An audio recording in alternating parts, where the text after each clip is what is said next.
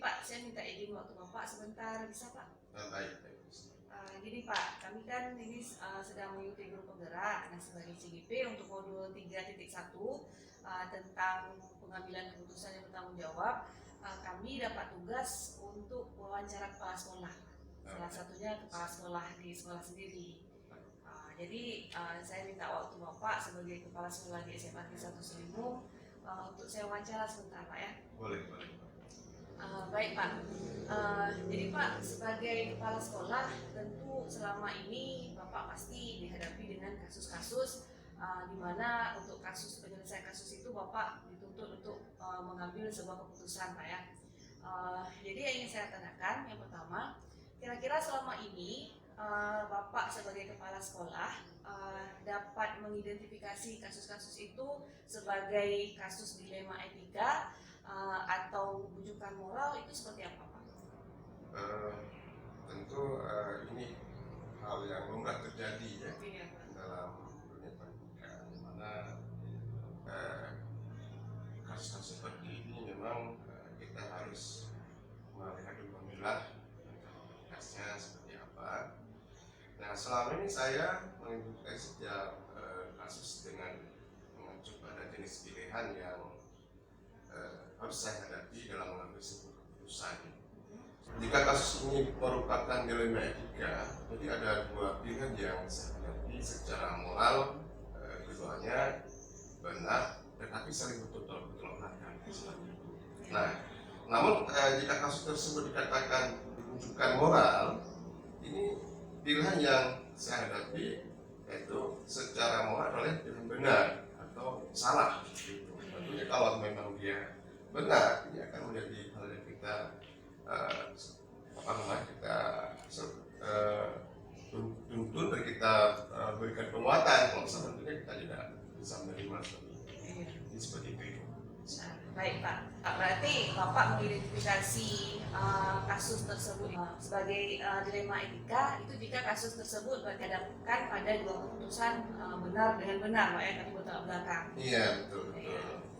Oke Pak, selanjutnya selama ini Bapak sebagai kepala sekolah tentu menjalankan pengambilan keputusan di SMA Negeri 1 Selimung, terutama untuk kasus-kasus di mana ada dua kepentingan yang sama-sama benar. Berarti yang dilema etika tadi Pak ya, dua pilihan itu sama-sama benar. Nah, kira-kira menurut Bapak, Bapak mengambil keputusannya itu seperti apa selama ini? Tentunya ini ada hal yang dikatakan standar prioritas itu. Kalau keadaan itu yang benar itu hanya menguntungkan sebagai individual, kita tidak melakukan penguatan di situ karena bukan tidak merujuk pada masalah.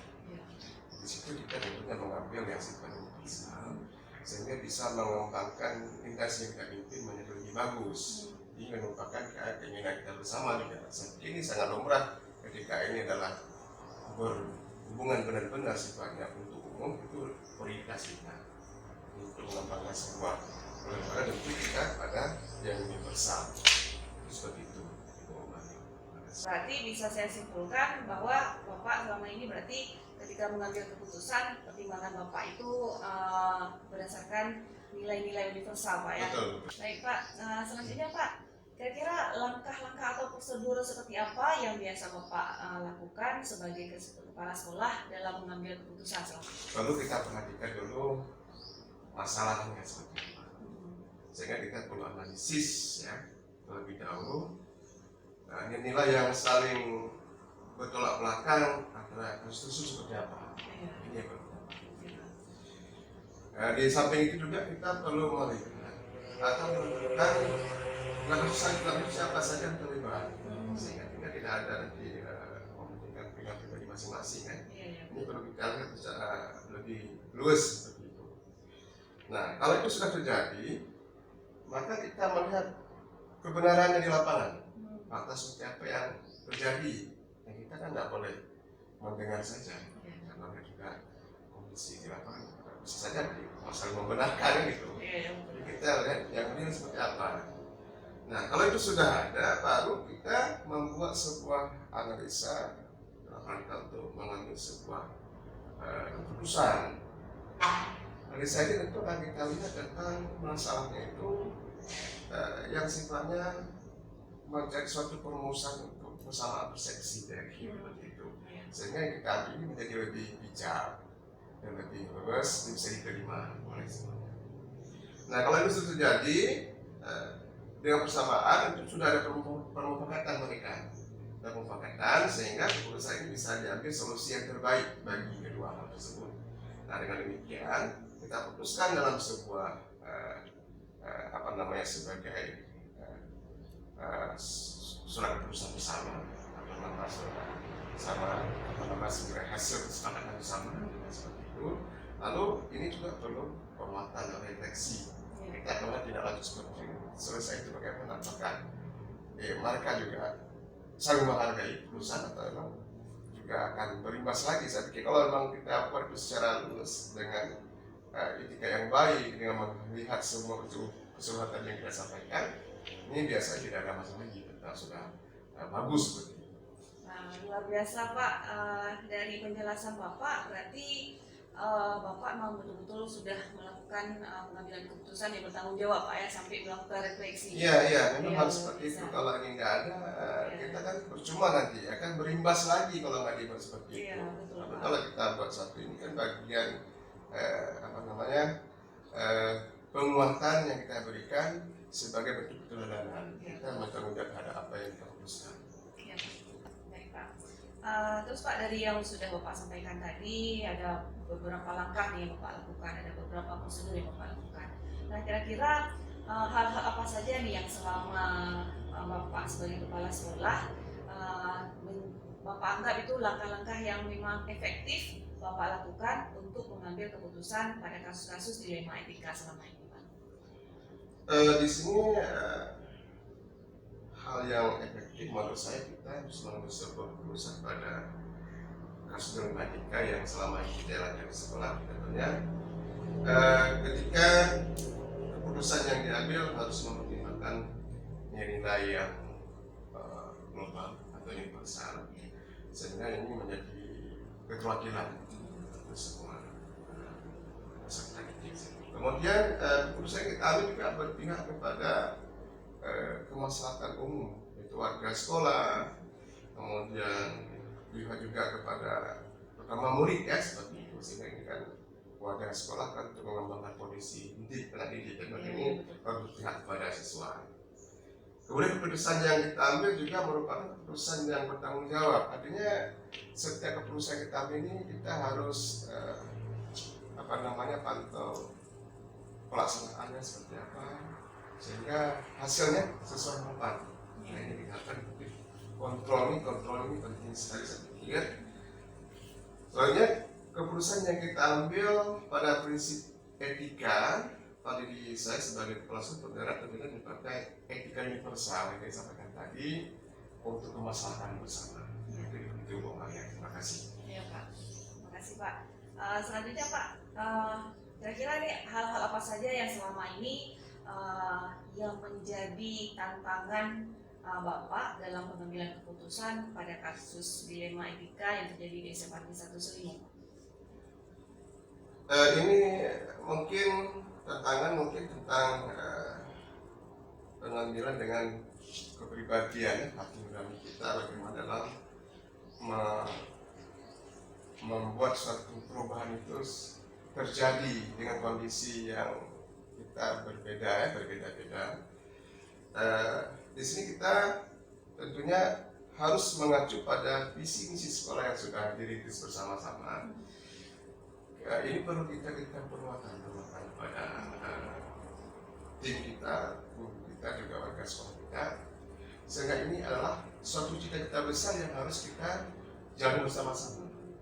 Ya, berarti yang menjadi tantangan Bapak atau kendala Bapak selama mengambil keputusan itu, jika misalkan keputusan yang diambil itu pilihannya itu terkait hati nurani Bapak atau dengan aturan yang udah ada di visi misi gitu Pak ya? Iya, dari situ lah. Iya. Baik Pak, selanjutnya Pak, kira-kira nih apakah Bapak sebagai kepala sekolah memiliki sebuah jadwal dalam menyelesaikan sebuah kasus untuk mengambil sebuah keputusan, apakah Bapak biasanya spontan mengambil keputusan di saat itu juga, atau Bapak memerlukan waktu khusus untuk menyelesaikan sebuah kasus yang terkait dengan dilema etika yang terjadi di SMA Negeri 1 Selimut? Nah, kira-kira kalau misalkan memang membutuhkan waktu, kira-kira bentuk prosedurnya itu seperti apa yang sudah Bapak jalankan selama ini? Sebuah masalah itu tergantung masalah. Artinya kalau masalah ini terlalu besar, itu perlu sebenarnya butuh waktu saja. Nah, itu akan berdampak nanti ketika kita ambil tidak secara mengakomodir semua kepentingan, yaitu sifatnya instan, itu sangat berpengaruh, nilainya akan tidak maksimal. Baik Pak, berarti untuk kasus-kasus yang memang kasus yang menyangkut kemaslahatan umum, berarti mau butuh waktu Pak ya, karena sesuai dengan tahapan prosedur langkah-langkah yang Bapak sampaikan di awal tadi, memang banyak tahapan yang Bapak lakukan sampai dengan refleksi, berarti mau butuh waktu Pak ya? Betul.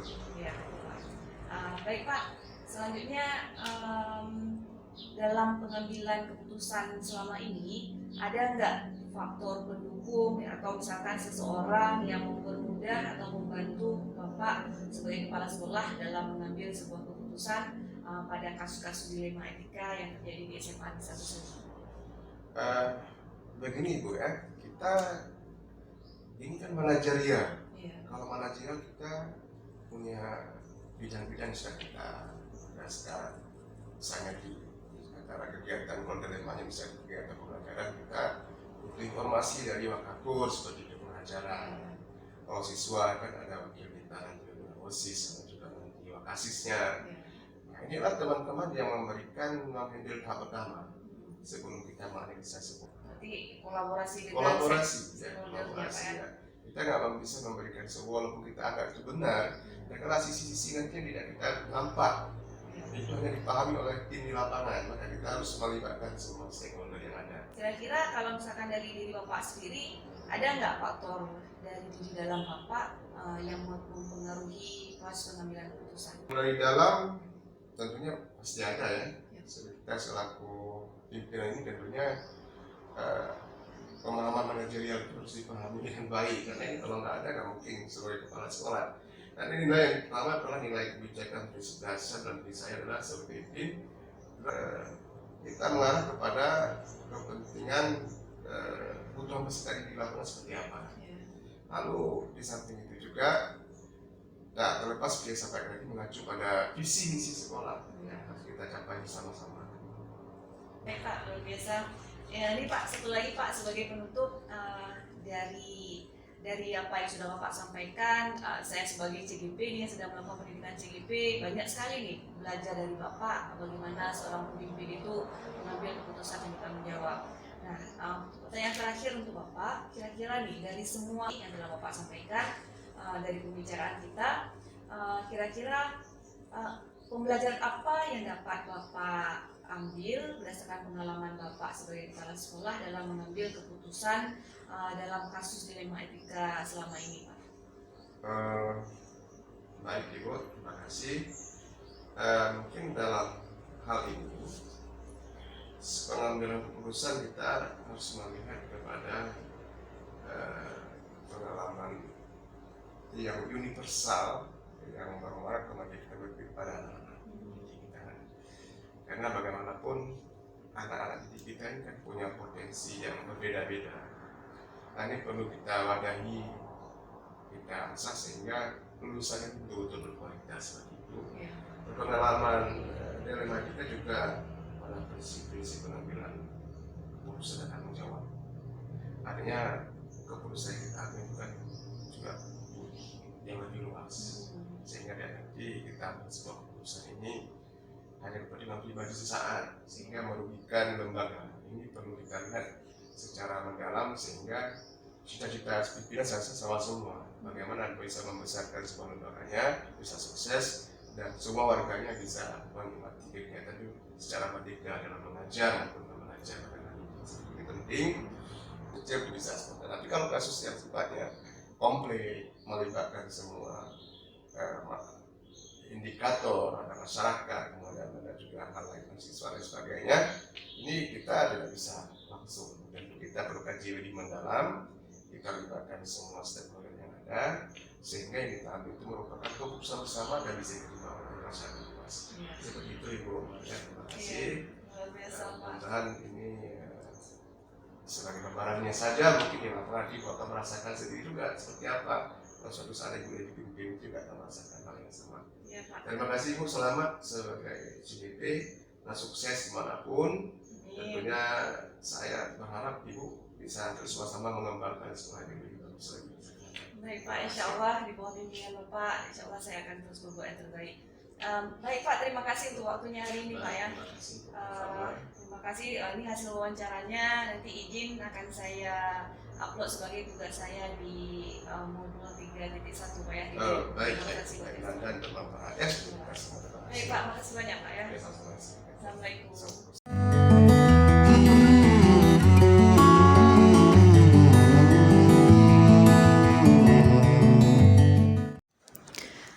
Assalamualaikum Ustadz, boleh Ustadz ganggu waktunya sebentar?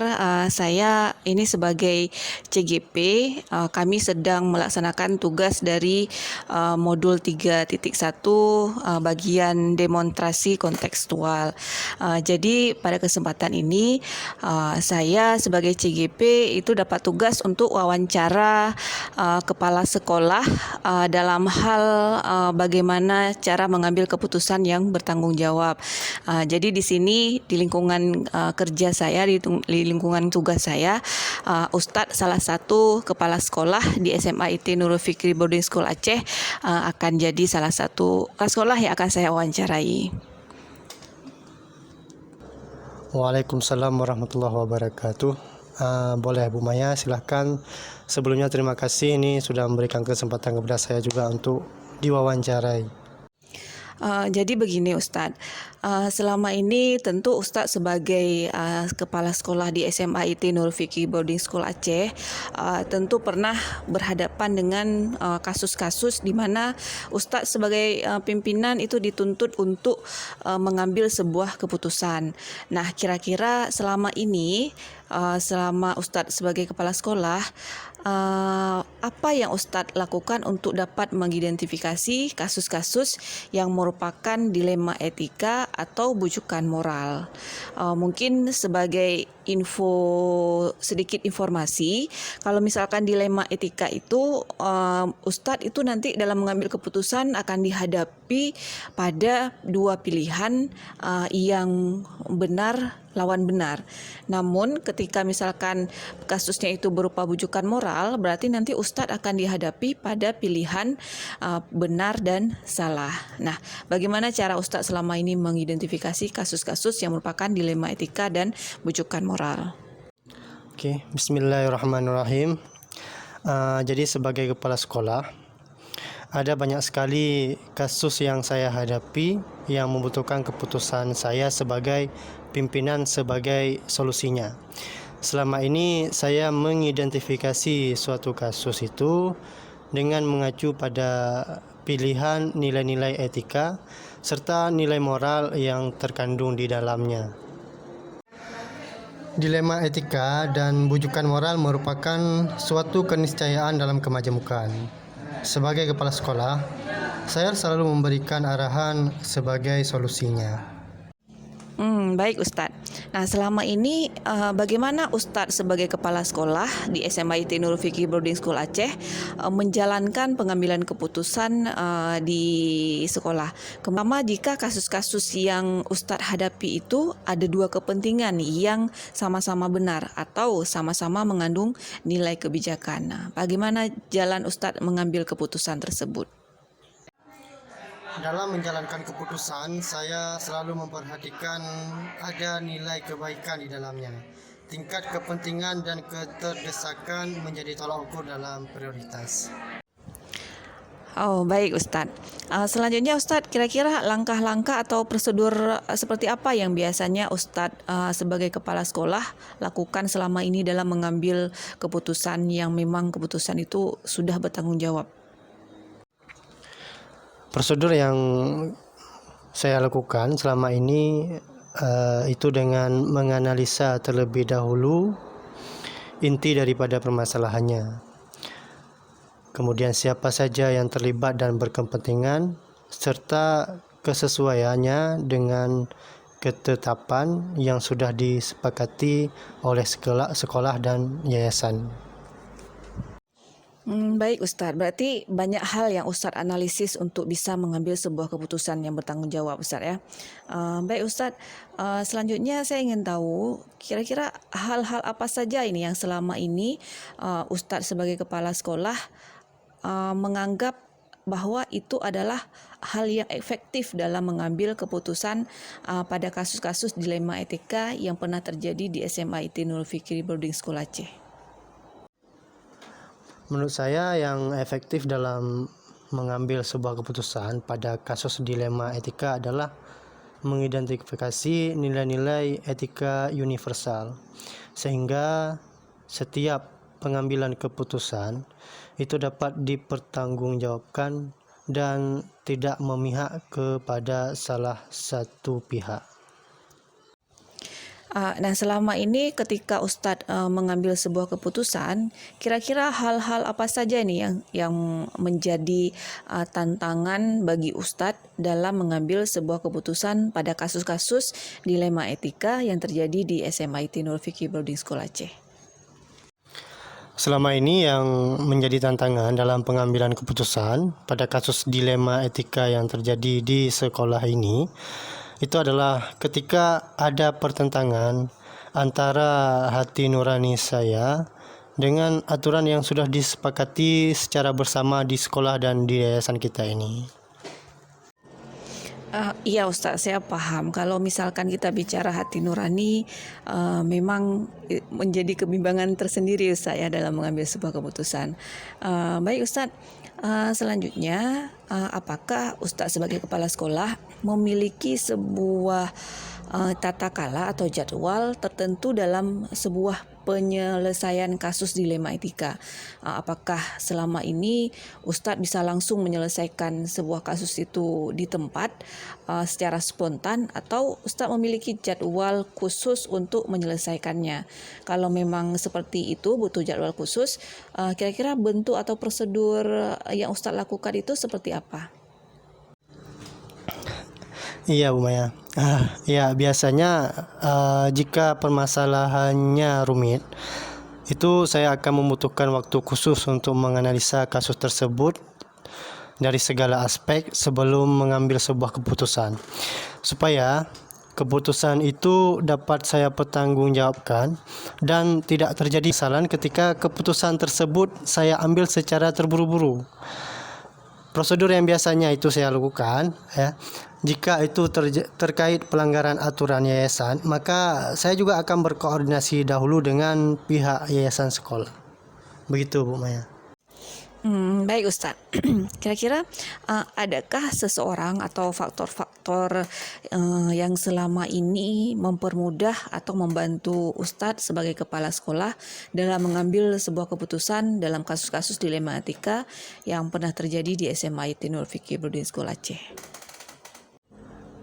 Pastinya ada ya Bu Maya, karena dalam sebuah lembaga itu ya kita sebagai pimpinan tidak akan mampu bekerja sendiri dalam mengambil sebuah keputusan.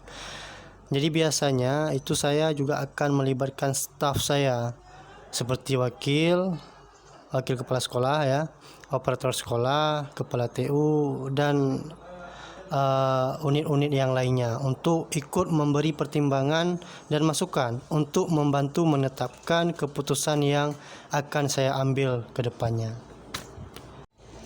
Wah Ustadz, luar biasa wawancara kita hari ini. Banyak hal nih yang saya pelajari dari pengalaman Ustadz hari ini. Namun saya ingin tahu satu hal lagi ini. Dari semua hal yang telah kita sampaikan, pembelajaran apa nih yang dapat Ustadz petik dari pengalaman Ustadz sebagai kepala sekolah dalam mengambil keputusan dilema etika selama ini? Tentunya Bu Maya, banyak sekali pembelajaran yang saya pribadi juga dapatkan dari percakapan kita hari ini. Di antara daripada pembelajaran yang bisa kita ambil hari ini, menurut saya yang pertama adalah sebagai pemimpin, sebuah lembaga, kemampuan mengambil keputusan yang bertanggung jawab itu sangat penting bagi kita Umaya. Kemudian yang kedua, dalam mengambil sebuah keputusan itu tentunya harus dengan pemikiran dan analisa yang matang. Dan pastinya juga harus mengacu pada nilai-nilai moral dan etika universal. Wah, luar biasa Ustadz. Terima kasih untuk wawancara hari ini. Terima kasih untuk waktu yang telah Ustadz sediakan untuk wawancara yang saya lakukan sebagai CGP untuk memenuhi tugas saya dalam modul 3.1 ini. Sekali lagi terima kasih Ustadz ya. Baik Bu Maya, sama-sama. Saya doakan mudah-mudahan Bu Maya bisa lulus dan menjadi guru penggerak, dan mudah-mudahan bisa membawa perubahan di dunia pendidikan kita untuk kedepannya. Amin ya rabbal alamin. Terima kasih Ustadz doa dan dukungannya. Baik Ustadz, saya izin pamit dulu Ustadz ya. Assalamualaikum warahmatullahi wabarakatuh. Baik Bu Maya, waalaikumsalam warahmatullahi taala wabarakatuh.